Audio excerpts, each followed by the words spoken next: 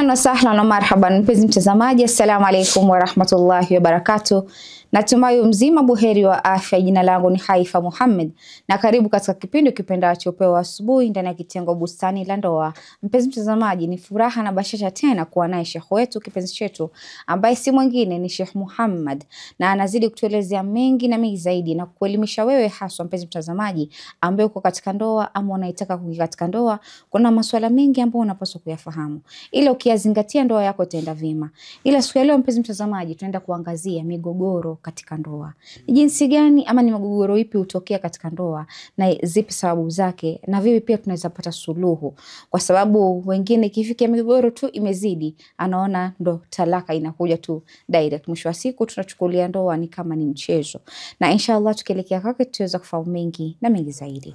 Assalamu alaikum wa rahmatullahi wa barakatuh. Wa alaikum salam wa rahmatullahi wa barakatuh. Karibu sana Sheikh. Asante sana. Jinsi uko nyumbani? Alhamdulillah, shukran. Alhamdulillah. Naam, bismillah Sheikh. Tukielekea katika mada yetu ya leo inshallah tunataka kuangazia migogoro katika ndoa. Ni migogoro ipi ambayo hutokea katika ndoa? Haswa tuseme kuna mingine ambayo husababisha mpaka talaka ikatokea na kuna mingine ambayo huwa ni migogoro midogo midogo. Je, huwa ni ipi ambayo inatokea? Naam. Kwa upande ya migogoro ama mvutano ama vita ambazo zinakuwa kawaida katika ndoa, hawezi sema ati kwamba ni gani inaweza sababisha talaka na gani. Unaweza kuta kwa nini uliacha glasi hapa na hukuweka jikoni ikasababisha kuvunjika ndoa. Na unaweza kuta watu wamepigana, mtu baka amepiga mke wake ama mke amepiga mume nini, ama huyo ametoka baka ameondoka ndani ya nyumba lakini bado hawajaachana. Katika vita kawaida katika zile vipindi ambazo zilipita tulizungumzia kwamba haki ya mke na haki ya mume. Sasa moja katika shida kubwa ambayo tunakumbana nayo katika mambo ya kusuluhisha baina ya mke na mume ni masala ya kwamba hakuna ambaye anajua haki zake au hakuna ambaye anajua majukumu zake na majukumu yameeleweka. Alafu sasa hayo mengine zaidi ya hapo huwa kawaida tutaita ni kama ni favor ama ni kujitolea kwa mke ama kujitolea kwa mume. Sasa kawaida watu wakishaingia kwa ndoa unakuta kuna ile expectation ambayo inakuja kwamba alikuwa akininunulia birthday, this year hajanunulia birthday. Hajanifanyia sherehe fulani, hajanifanyia anniversary, hajanifanyia vitu. Sasa inaenda expectation inaenda mpaka inakuwa kwamba huyu hanifanyii hizi vitu, hanipendi. Alafu sasa hiyo ukimuuliza mwenyewe nini, ukiketi kwamba atulie bila hasira na nini, umuulize haya ni majukumu yake ama nini ndio lazima kufanyia, utaona kweli atasema hapana sawa. Lakini kwa nini kasirika? Kwa sababu tayari ashaanza kuhisi kwamba hiki kitu ni wadhifa, ni haki yangu, natakana nifanywe na nikosa kufanywa, niko na haki ya kukasirika. So kumaanisha mojawapo ya vitu ambavyo vinaweza leta migogoro katika ndoa ni expectations ambazo watu wanaweka. Ndio. Ile kwamba unaingia unajua tu hichi kitu nitafanywa kila siku. Kuna hiyo expectation ambayo expectation inakuja na kwamba kwa ile mindset ya mtu anahisi ni kama ni jukumu na inatakana ikuweko katika ndoa. Ikikosekana inakuwa ni kama ijatekelezwa. Sasa hii expectation pia inatokana na nini? Kuna sasa marafiki wabaya. Unakuta kwamba mimi nilifanya hivi, wewe hujafanya. Huyo mume basi hakupendi. Sasa unaweza kuta mke alikuwa ni mke mzuri, hana shida, hana mambo mengi, but influence. Ama opposite yake ni mume. Ni mtu alikuwa most of the time ako ndani ya nyumba, anakaa na mke wake. Anakuja mapema nini na nini. Wewe umeketi ndani ya nyumba kila saa, wewe umeketi na mke wako. Wewe ni mwanaume gani? Kila saa uko hebu toka siji nini. Sasa unakuta influence za marafiki ni upande ya kike na upande ya kiume ndio zinakuja zinaharibu. So kawaida moja katika vitu muhimu ndio tunaambiwa kwamba tunasisitiziwa kwamba kutafuta elimu kutoka utotoni mpaka siku yenye tutaondoka katika hii dunia. Kwa sababu katika kila nyanja ya maisha yetu kuna mambo ambayo yanahitajika na yanahitajika kujua vipi kudeal nayo na kukumbana nayo. Mabadiliko yanatokea hapa na pale. Sasa katika ndoa wengi wanaoa lakini saizi hawezi kubaliwa na serikali yoyote kuendesha gari barabarani kama haujapatiwa driving license yake. Yaani baka uende classes, upite kwa mtihani, umalize. Na je, ndoa na driving license gani ndio muhimu zaidi na gani iko na details mingi na iko na mambo panda shuka mingi ambayo unataka? Sasa kama ndoa iko hivyo inabidi yani mtu ambaye anataka kweli kuishi maisha mzuri akuwa ameenda classes ambazo zinaelezea kwamba wewe utadeal na mke wako vipi na wewe nini utadeal na mume wako kwa njia gani. Sasa kila mmoja ako na the way ya ku respond kwa kila shida na nini. Hiyo ni moja ingine katika shida ambazo tunaambiwa, kuna watu wako na self control ambazo ndio zinaleta shida. Kuna watu wako na self control, akienda kwa mfano marafiki zake, unaona katika group ya watu 4 5, mmoja anaolewa ama mmoja ameoa katika wanaume ama nini. Sasa kuna mmoja ako na self control, anajua mimi nimeshaoa ama mimi nishaolewa. Kuna vitu ambavyo nilikuwa ninafanya nikiwa single, siwezi tena kuzifanya nikiwa nimeolewa ama nimeoa. Sasa kwa upande zote mbili unakuta huyu kwa sababu kuna self control, hata kama ataenda kwa marafiki zake anajua boundaries ya kwamba hizi ndio vitu zangu na marafiki zangu na hizi ndio vitu zangu na mke wangu. Sasa sio kuchanganyisha kwamba maneno huko ameniambia na kuja kujaribu huku kutest kwa ndoa yangu. Ama huyo mke ameniambia kitu kwa marafiki zangu, naenda tunakasiana marafiki zangu. Unakuta sijabakisha marafiki na sijabakisha kweli mke. Sasa upande zote zinakuwa zimeharibika. Lakini shida yenye tunakutana nayo katika ndoa mingi ni kwamba wengi hawana hiyo self control. Hawana boundaries ambayo inatakana ikuwe. Sasa unakuta mara mingi wengi wakishaoa, unakuta mara mingi ama wakishaolewa, baada ya tu kuolewa sasa angalia ukienda huko sijui nini, mume wako akikosa kufanya hivi, anaanza kumpatia expectations za kwamba unaona ile film fulani tuliona, huyo mwanaume unaona venye alikuwa romantic, huyo siku ya kwanza mume wako anatakana kwa hivyo. Sasa yeye anaenda huko na hiyo expectation na fikra na nini anakuta kumbe ilikuwa sio. Kutojua watu ni tofauti, watu hawako sawa sawa. Ndio hiyo. Kuna mfano ya Wairani wanasema sio kila viatu mimi naweza nikavaa. Ndio. Viatu ya rafiki yangu haitoshana kwa sababu miguzi na. Sasa ndoa pia ndio hivyo, yani ni tofauti ambayo katika mfano tunaona kwamba mke na mume wanaambiwa ni kama kila mtu ni vazi ya mwenzake. Ndio. Sasa nguo ya mke wa mtu fulani sio ni tofauti na mimi. Sasa yani kitabia ndio anakusudia katika Qur'ani kwamba kitu ambaye inanisitiri mimi sio kitu ambaye itasitiri mtu mwingine. Sasa hapana, ukitaka ndio uonekane wewe uko na mke, unatakana uko na tabia fulani. Hiyo tabia yenyewe utatenda mbele ya huyo mke wako sio ambaye huyo anafanya nyumbani kwake. Nyumbani kwake labda huyo mke ni mtu ameshazoea, ashavumilia vitu zingine, ama ni mtu ako na experience, anawezana na mambo kama hayo. Hiyo ni steps za mwanzo ambayo kawaida. Kwanza kutokuwa na elimu, pili kukuwa na tutasema expectations za hali ya juu, alafu influence za marafiki ambayo most of the time wengi hawana hiyo self control kwamba marafiki wanasema nini tutajaribu kujichunga tusiingize urafiki kwa ndoa na ndoa katika urafiki. Moja nyingine katika shida ambayo ni muhimu, kawaida ndoa haikosi mvutano baina mke na mume, ni lazima. Lakini sasa reaction ya kwanza katika hiyo kitu ambayo labda imekasirisha mtu ndio huwa inakuwa sasa ndio inaleta shida kubwa zaidi ama vita kubwa zaidi. Imekuwa ni kwa mfano tuseme mwanaume hapendi tabia fulani ndani ya nyumba ifanyike, na opposite yake pia mke hapendi kitu fulani labda ifanyike ndani ya nyumba. Sasa wamekasirishana, kukasirishana yao yenye huwa ndio sasa inaanza ni kama kuvunja ndoa. Ni kwamba unakuta vita ni ndogo, lakini mke ametoka kitandani ameenda kulala sitting room, ama opposite yake mume ametoka kitandani ameenda sitting room.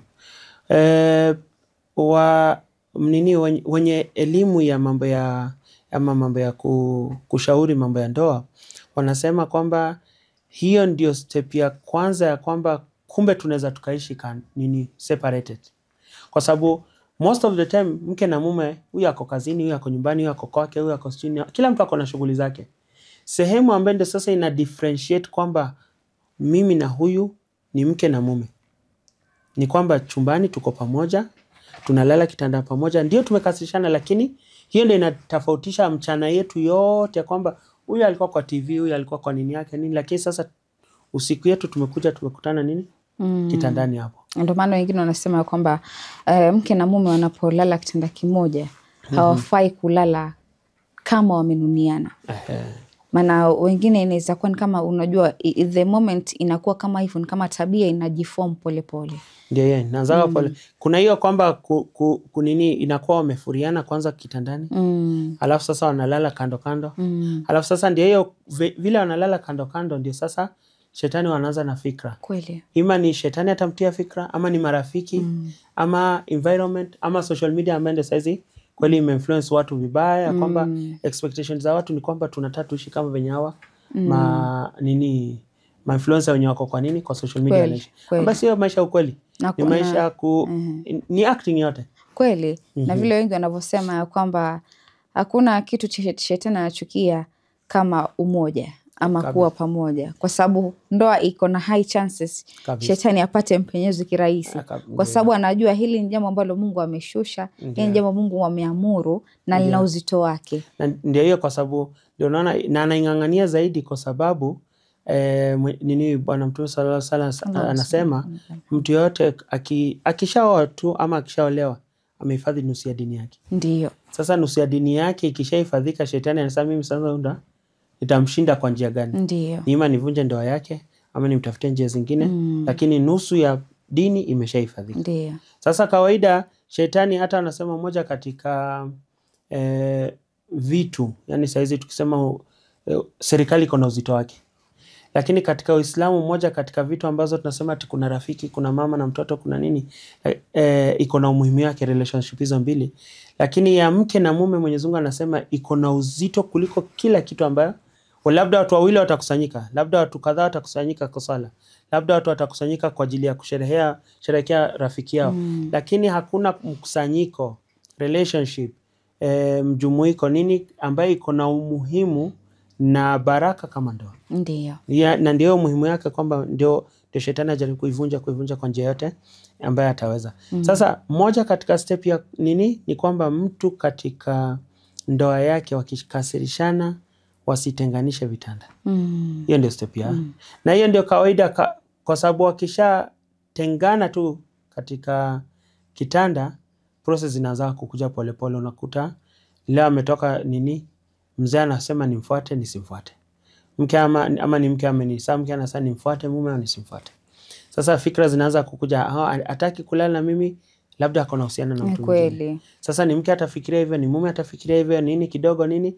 Alafu sasa haitakuja ile kwamba process inaendaga ikiteremka, inaenda ikizidi, yani fikra hizo. Inakuwa kwamba hakuna mtu. Unaona leo ni siku ya kwanza, siku ya pili, unaona binadamu kawaida zikaa siku mbili zaidi mbali na mke wake ama mume wake, basi lazima kuna mtu. Sasa kidogo kidogo ndio inaenda mpaka ndoa zinaharibika. Moja katika nasiha ambazo tumepatiwa na wazee siku za mwanzo tukitaka kuoa, ilikuwa ni kwamba mkishaanza, yani mkiona mmekasishana mke na mume, kitu ya kwanza msiambie mtu yoyote, yani hata familia ya baba wala familia ya mama, mtu yote ketini nyinyi wenyewe muongee.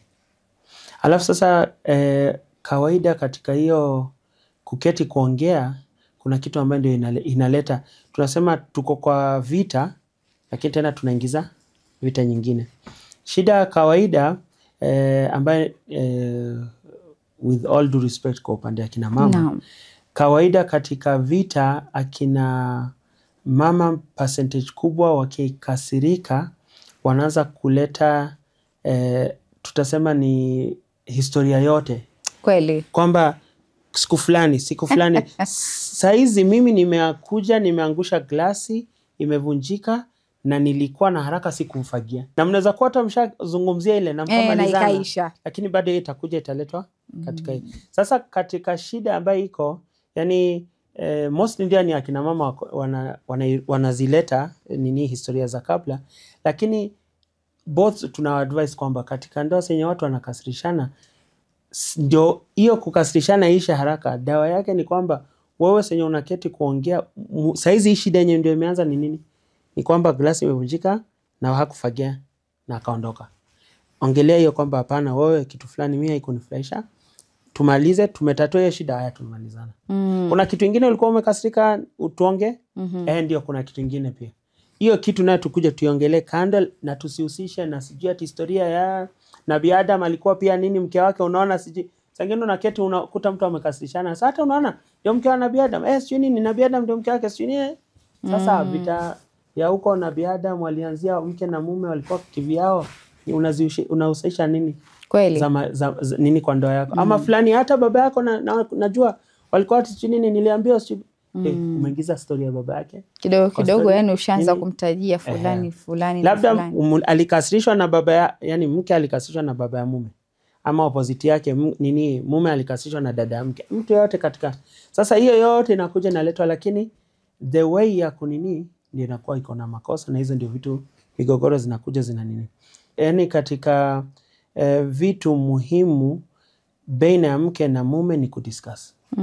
Ambaye ndio tutasema ambao si wengi ambao wako nayo, kwa sababu mtu mwisho wa siku amekasirika hata kuongea na mwenzake. Itapita hata siku 3 siku 4 hajaongea na mwenzake kabisa, na hiyo ina athari kubwa sana. Na hata ndio katika hadithi tunaambia kwamba waumini wawili haina kazi, ni mke na mume, ni ndugu, ni nini, wakikasirishana zaidi ya siku 3 anahesabika tena sio katika, yani hahesabiki katika Waislamu.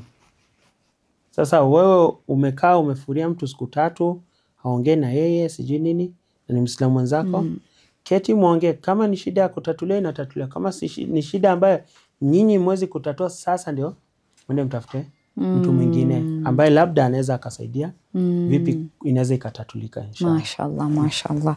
Shukran sana Sheikh, kwa maelezo vizuri, maelezo ni mazuri, na natumai mtazamaji atakuwa ameelewa katika awamu ya kwanza kitu chenye umeweza kuongelea, na naamini ataweza kunufaika nacho. Shukran sana.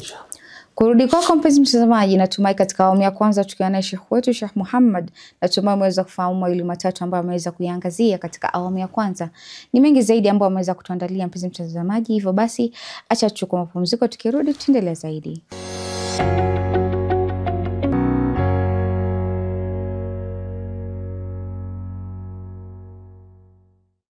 Assalamu alaikum wa rahmatullahi wa barakatuh. Karibu tena katika awamu ya pili ya kipindi kipendacho Pewa Asubuhi ndani ya kitengo Bustani la Ndoa, tukizidi kuwa naye Sheikh Muhammad ambaye anazidi kudadavulia zaidi kuhusiana na masuala ya ndoa, hasa upande wa migogoro, na ametuelezea masuala mengi katika awamu ya kwanza. Naamini wewe kama mpenzi mtazamaji, wewe kama kijana unayetaka kuoa, wewe mwana ndoa ambaye bado ndoa yako ni changa, hata wewe uliopevuka katika ndoa, maana nakwambia ndoa bwana haina darasa. Darasa ni nyinyi mliowapo ndani, na inshallah tukirudi kwake tuweza kufahamu mengi na mengi zaidi. Karibu tena Sheikh. Shukran. Naam, tukiendelea zaidi Sheikh. Kuhusiana na hulka. Je, hulka inaweza kuwa sababu za ndoa kuvunjika? Vile tukisema tukiunganisha ndoa kuwa na migogoro, tukiunganisha na hii swala la expectation, kwa sababu ukitaka kumuoa mwenzako, ama kijana ama mwanamke anataka kuolewa, haumfahamu vizuri ule mwenzi wako, haumjui tabia zake, na anakuambia ndani ya ndoa ndo kucha za mtu zinaanza kutoka. Vile alivyokuwa, kama ni mtu wa kununa sana utamjua, kama ilikuwa ni mtu ambaye kazi ni kungorota utajua kabisa. Inabidi sasa ni vipi hao watu wanafaa kukabiliana na hali zao, kwa sababu mwanzo waweza kwa mimi sijaridhika na tabia za mtu fulani, kwamba ndio tumesema mimi naoana na mtu fulani kwa sababu ya kwamba mimi nimempenda, nimemridhia, lakini bado hujamfahamu ule mtu kiundani, na pia hauwezi mfahamu kiundani ukiwa nje ya ndoa, lazima uwe pale ndani ya ndoa. Hii inaeleweka vipi? Mimi hapo hivyo ndaanza na nini maelezo kidogo kabla. Ni kwamba moja katika shida za zama sasa ni kwamba ama nieleze kwa njia nyingine, haina tatizo. 1 hour imebaki adhana ya magharibi. Ulikuwa umefunga. Ukienda sokoni utanunua kitu yenye ulikuwa umeamua unataka kununua, ama kwa sababu ulikuwa uko na njaa na kila kitu yenye unaona kwa soko unataka kununua. Kawaida kwa sababu imebaki 1 hour adhana, unasikia njaa, ni iftari ndio nini, hiyo njaa inakufanya kwamba kila kitu utanunua. Ndio. Lakini sasa unaenda adhana na adhiniwa, unaswali, unaketi, unataka kufuturu, unakuta kwamba umekula vitu viwili na vitu ulikuwa umenunua labda ni vitu 10. Sasa shida yenye tuko nayo ni kwamba vijana wengi wanataka kuoa ama kuolewa, tunawaangalia kwa sababu wako katika ile age ya kwamba tunataka kitu. Tunasema ni njaa kwa nini yake, kwa inajileta kwa fomu ya kwamba mimi nataka mke. mimi nataka kuolewa. Sasa ile haraka ya kwamba mimi nataka kuoa ama kuolewa inakuwa kwamba nimechagua tu mtu yote ambaye si nilikuwa nataka kwa muhimu ni mwanamke. Nilikuwa nataka kuolewa, si muhimu ni mwanaume. Sasa anaenda anaolewa, anakutana na vitu ambazo ndio sasa nini? Hazikutani na hulka yake. Wanakosa kuelewana na hiyo ndio sasa migogoro zinaanza kuanzia hapo. Lakini system ya zamani ilikuwa ni kwamba mimi nataka kuoa. Kuna mtu ambaye yeye tayari ashaoa. Ndio. Akili yake isha settle. Sasa anaenda kuchagua, hana haraka yangu kama mimi mwenye nataka kuoa. Ametulia, ni baba yangu mzazi, ni babu, ni mjomba, ndugu yangu mkubwa, dada yangu ambaye ni mwanamke anaelewa upande mwenzake. Anaenda anaangalia wasichana ambao wanafaa. Naona ananijua, baba yangu ananijua. Anajua kwamba mimi siwezi nikavumilia mwanamke ambaye tukiketi mbele ya watu atakuwa na tabia fulani na fulani. Siwezi kuvumilia mtu fulani ambaye anazungumza kwa sauti ya kelele kwa mfano. Ama mimi ni mtu ambaye napenda kukaa ndani ya nyumba, nimeketi nimetulia. Sio mambo ya kwenda masherehe, harusi, kelele, sijui nini. Sasa nataka pia mwanamke ambaye atakuwa hiyo system yangu. Sio tumeketi leo kidogo, kesho harusi iko mahali fulani twende. Sio nini kuna sherehe twende. Sio nini kuna mkusanyiko twende. Maana ndio kuna wanaume ambao hawapendi mwanamke wa tabia hiyo. Sasa personality ya mume wanaijua, baba, mjomba, nani hao wote.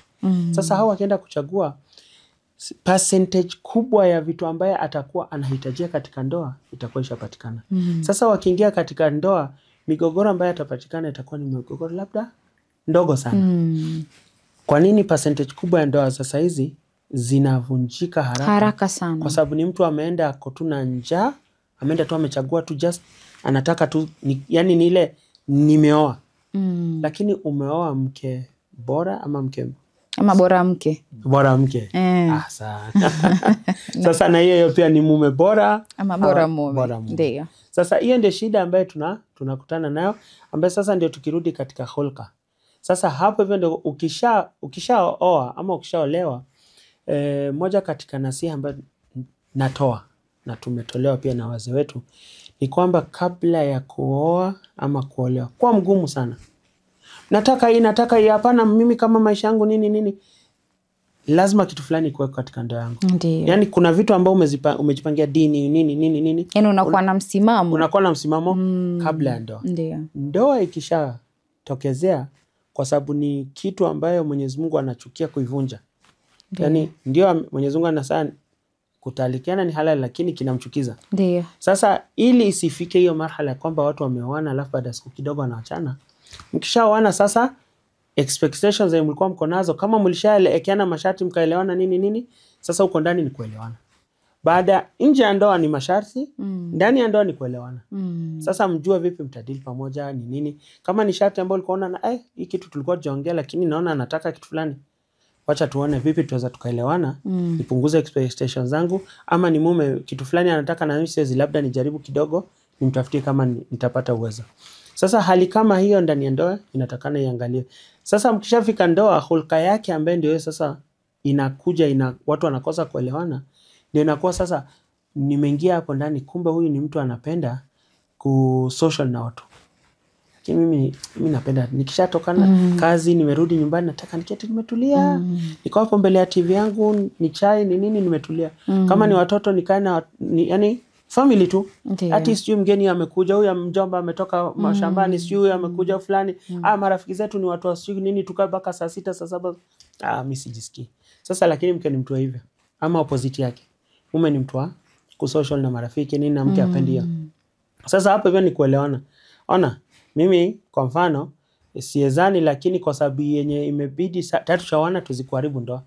Dawa yake ni kwamba sawa, siku 3 tutakuwa ni historia ya wageni, siku 3 nyumba ikae imetulia.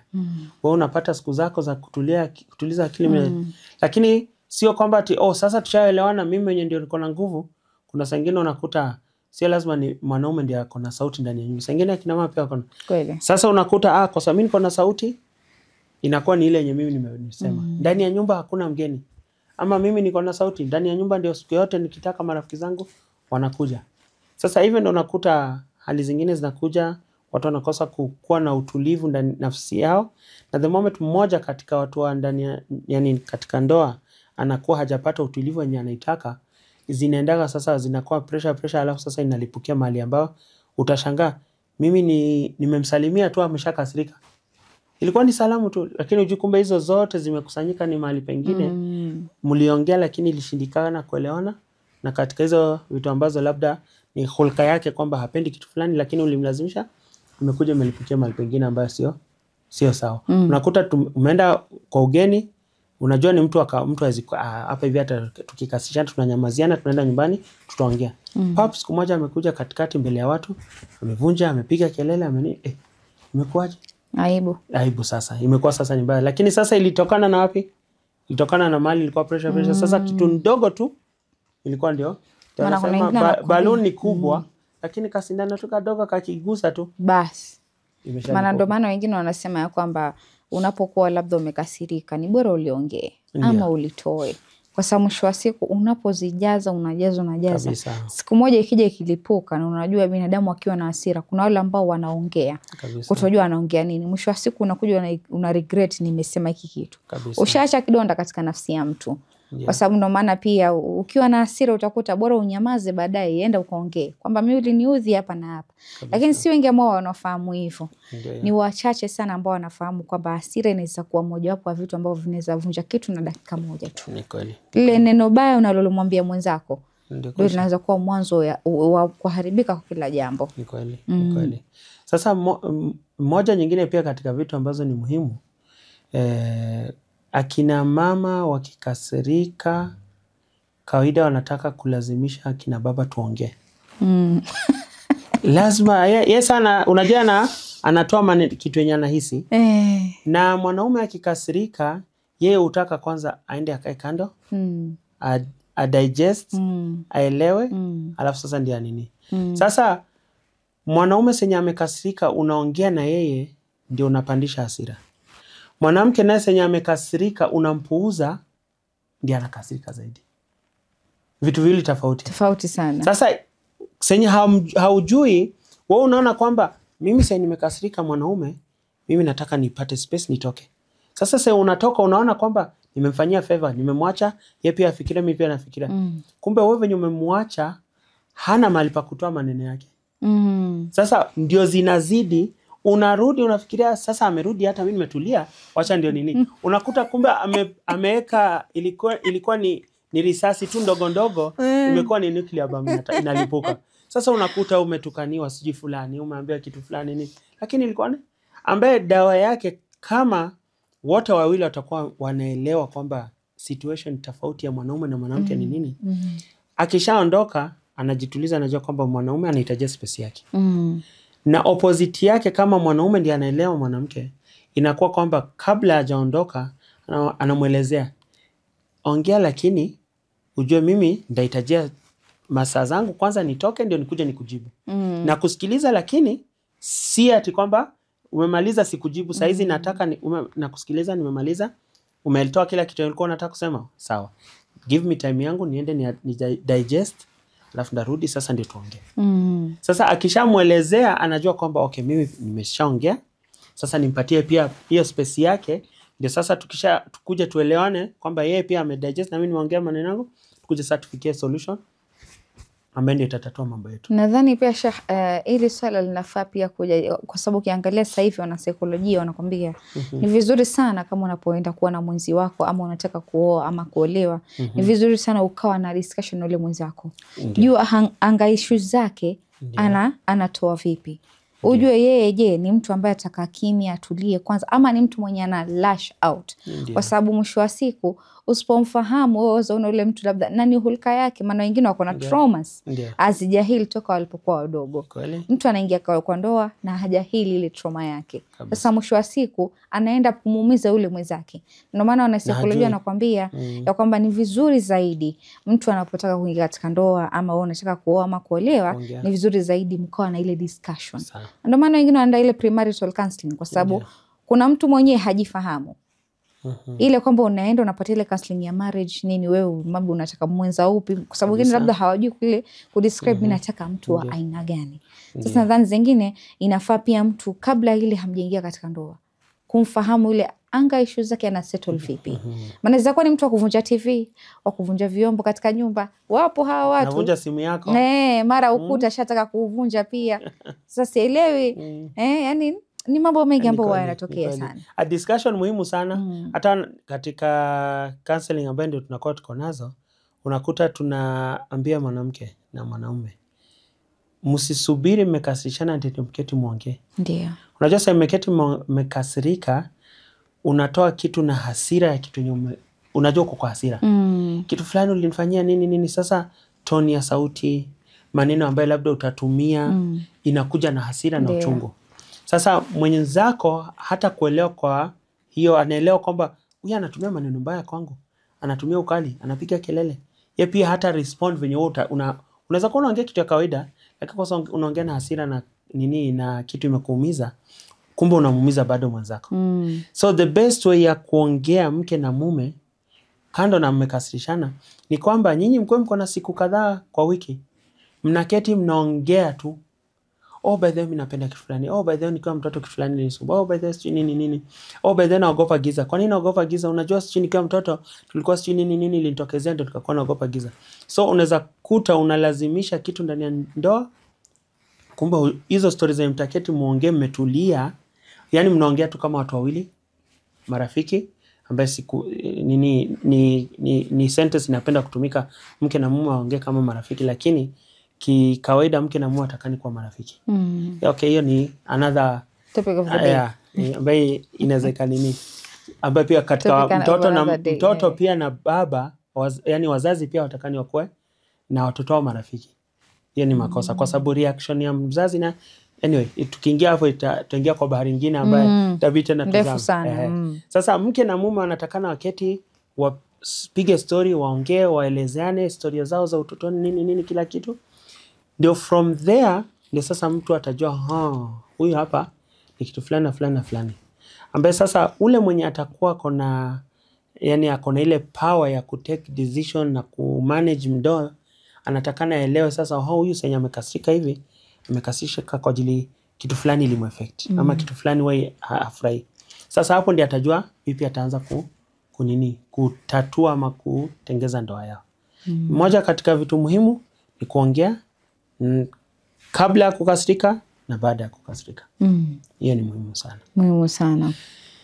Vyovyote itakavyokuwa mjaribu katika ndoa zenu, msiende kupelekea marafiki zenu shida zenu. Kuna mmoja alisema ya kwamba migogoro ikitokea katika ndoa ni mimi na wewe versus the problem. Sio mimi na wewe versus familia yako ama mimi na wewe versus ndugu yako. Kwa sababu tu kuna wanandoa wako na tabia ya kwamba mimi mume wangu akinikosea ishafika kwa mama yangu taarifa. Kwa sababu mwisho wa siku ile taarifa unayopeleka ile familia itamchukia yule mwenzi wako. Ni kweli. Ikifika pale ndoa zimeharibika kwa ajili hiyo. Hakika. Ikifika pale mbele anaonekana yeye ni mbaya. Ni kweli. Na alafu kosa ambalo watu wengi wanafanya siku hizi katika ndoa migogoro inapotokea, ukipeleka kesi hii unakuta mimi kama ndio na mama yangu yule na baba yake, mimi nimeleta kesi huku kwetu. Kumaanisha kwetu watanisupport mimi, watamsupport yule.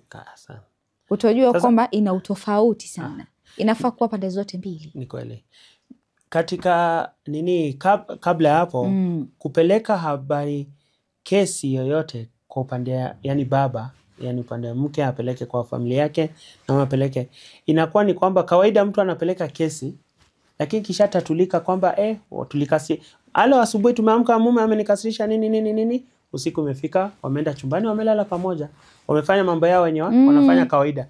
Lakini baada ya kuwa wametatua hakuna mtu atapiga simu by the way ile shida tulitatua. Sasa ile image mbaya ya mume ama mke katika familia hizo inakuwa created, ishatengeza image mbaya. Lakini baada ya kuwa wenyewe kwa wenyewe washatatua, hawatapiga tena huko simu kusema ati by the way alitatua na hata aliniletea zawadi, aliniomba msamaha. Ndio ile ile ifutike. Exactly. So kila mtu kila wanaenda kwa nyumba ya familia za mume ama mke, watu wanaangalia, huyu ndio mwenye anatesa mtoto wetu. Huyu ndio sijui, kwa sababu kuna siku ataambiwa kila siku mashtaka ikifika inafika. Ikitokezea shida mashtaka inafika. Lakini ikitokezea kitu mzuri, kawaida wengi huwa tunafurahia si wenyewe sijui. Sasa hiyo ndio inakuwa shida. Kutojua kwamba kuna ile hatari ambayo inaachwa nyuma pale. Mwisho wa siku unakuta mnachukiana, ama huyu anakuja anachukia, kwanza mimi sikupenda au uliwe na mtu fulani nini na nini. Angalia mimi nilikwambia. Sasa inakuwa ni yale maneno chungu nzima. Na wanakuambia jamani, shida za wanandoa waacheni wenyewe. Kwa sababu hivi wakija wakirudia naomba nyinyi mlikuwa mnataka tuachane, na ndio maana mlikuwa mwasema hivi. Sasa the best njia ya kushtakia mume ama mke, ambayo hiyo ni solution, yani kama tuko na level 10 za tunaweza sema ukifika sasa ni kutatua ndio upeleke mashtaka. Usipeleke mashtaka kwenu. Peleka mashtaka kwao. Unajua the more unapeleka kwao, wanasema mtoto wetu amesumbua mtoto wa watu. Sasa ndio inakuwa kwamba hapo ndio inakuwa kwamba sasa wewe kijana hebu kuja hapa. Inategemea shehe. Unajua sasa tunaongea hiyo, tunaongea wameona kwa misingi, wameangalia familia, wamechagua yani wamechaguana, si ile kwamba ilikuwa kwa matatu, wameketi matatu kidogo akagonga msichana akatabasamu, si uniachie namba yako. Kukutana popote jamani. Sasa hiyo popote sio huyu anajua familia mume, huyu anajua familia mke, wameenda wamekuwa na relationship, wameamua tuane. Sasa basi leta huyo kijana tujue ati sushamua. Leta huyo kijana. Ndio. Sasa hatujui familia baba ni watu aina gani. Kweli. Sasa kesho inatokezea shida, unaenda kushtakia huko. Unasema si kijana wetu ni msichana mzuri, shida kaiko ni wewe. Kweli. Ama opposite, shiriki msichana wetu ni mzuri, wewe kaa shida ni wewe. Ama unafika huko unatoa shtaka. Ndio tulisema toka mwanzo hii ndio asini. Kuja kushtaki ndio mtatue. Mshasema tayari toka mwanzo ilikuwa haili sawa. Tulikuwa hatutaki ndio ifanyike. Na ndio wengine wakaambiwa jamani, mnapoenda kuchagua familia za kwenda kuolewa ndani yake, hakikisha ile familia inakukubali kwanza. Kwa sababu waweza kuwa maskini amekubali kishingo upande. Siku hizi ni hivyo. Sawa. Na kikweli kawaida senye wanasema watu wanaoana sio watu wawili wanaoana. Ni familia mbili zinakutana. Na hapo hivyo ndio unakuta kwa mfano hata zama za Bwana Mtume sallallahu alaihi wasallam, senye alikuwa naoa ilikuwa ni kwamba kabila fulani inaunga uko na Bwana Mtume sallallahu alaihi wasallam. Sasa hata Uislamu inapata pia nguvu zaidi. Sasa sisi kwa sababu huyu ni familia yetu, sasa hatutetei tu kwamba Uislamu pekee yake, tunamtetea pia kwa sababu ni familia yetu. Pia ni wanakuwa na hamasa pia zaidi ya kumwangalia. Sasa senye inakuwa ni watu wawili familia mbili, wana biashara kawaida, wana hizo bado. Unakuta wanasema mimi niko na msichana na uko na kiabu tu yani hizi biashara mbili zetu zinakutana hapo, kwa sababu sasa mimi biashara niko nayo na wewe rafiki yangu uko na biashara. Sasa mimi siko na wewe huko, inaenda kwa nini? So ni biashara mbili zimekombainia kwa watoto wetu. Inakuwa na biashara nguvu. Sasa hivyo ndio kama wewe umekuja mnakuja tu watu wawili mnaoana, ikitokezea shida hakuna mahali pa kukimbilia. Na ndoa mingi zilikuwa mingi saizi zinaharibika kwa sababu hauna mahali pa kupata support. Wacha tu moja haraka kabla tumalize. Naam. Moja katika vitu zenye mke na mume wanatendana katika ndoa ni kwa sababu hawana backup yoyote katika ndoa tena.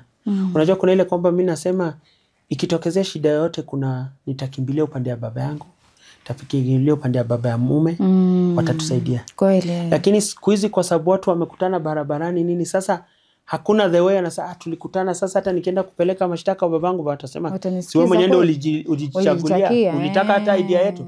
Kweli. Sasa inabidi yeye ajaribu kutatua, na mwenye hana experience unakuta anajaribu kutatua kwa njia zingine mbaya.